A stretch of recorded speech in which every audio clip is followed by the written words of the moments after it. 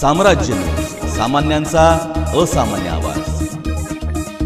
धरण उशाला आणि कोरड घशाला अशी अवस्था सोलापूरकरांची झालेली आहे।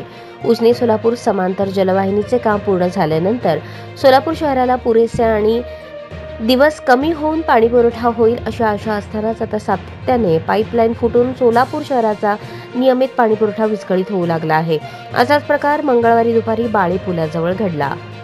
बाळे पुलाजवळ आदिला नदी शेजारी सोलापूर पुणे राष्ट्रीय महामार्गाचे काम करणाऱ्या ठेकेदाराने पिलरचे काम करताना मशिनरी थेट उजनी सोलापूर पाईपलाईनलाच टच केल्यामुळे पाईपलाईन फुटून दुपारपासून लाखो लिटर पाणी थेट ओढ्यामध्ये मिसळत आहे।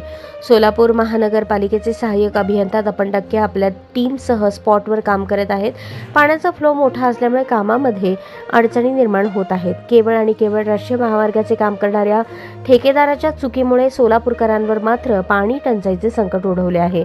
सोलापूर शहरातील काही भागाला उद्या बुधवारी पाणी पुरवठा होणार होता, परंतु बाळेजवळ राष्ट्रीय महामार्गाच्या ठेकेदारांनी मंगळवारी दुपारी कारनामा केल्यामुळे आणि मोठी गळती स्काडा प्रणालीमुळे समजल्यामुळे आता बुधवारऐवजी गुरुवारी सोलापूरकरांना पाणी पुरवठा होणार आहे।